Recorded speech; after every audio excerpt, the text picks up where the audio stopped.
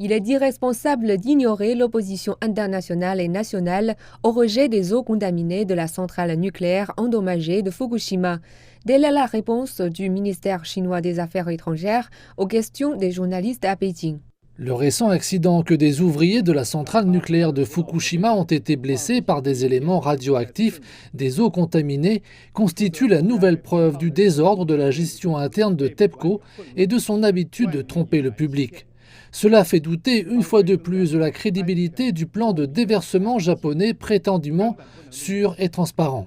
Des pays voisins ont exprimé leur inquiétude. Un ancien employé de Fukushima s'exprime sur les conditions de travail dans la centrale. Cette personne, qui veut garder son anonymat, affirme avoir développé une leucémie après avoir été exposé à un environnement radioactif. Son image et sa voix ont été modifiées pour protéger son identité. L'environnement de travail dans la centrale nucléaire de Fukushima Daiichi est pire que ce que je pensais. Selon la réglementation, nous devons porter des uniformes en plomb au travail. Lorsque les combinaisons de protection ne suffisent pas, on nous demande alors de travailler sans aucune protection. Selon lui, les équipements permettant de mesurer l'exposition des ouvriers aux radiations dans la centrale nucléaire de Fukushima ne semblaient pas non plus fonctionner correctement. Quand je travaillais avec d'autres, mon compteur indiquait 0,3 millisievert. Mais celui qui était à côté de moi s'est rendu compte que son compteur n'indiquait rien. De toute évidence, son compteur était défectueux.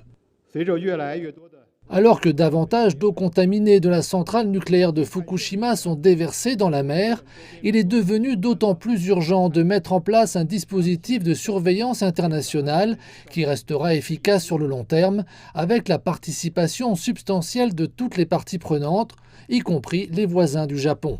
L'Agence internationale de l'énergie atomique se dit consciente de l'inquiétude de la Chine, mais affirme qu'aucun problème n'a été observé lors des 2 rejets précédents de la centrale nucléaire de Fukushima. Tous les résultats observés sont très inférieurs aux limites opérationnelles.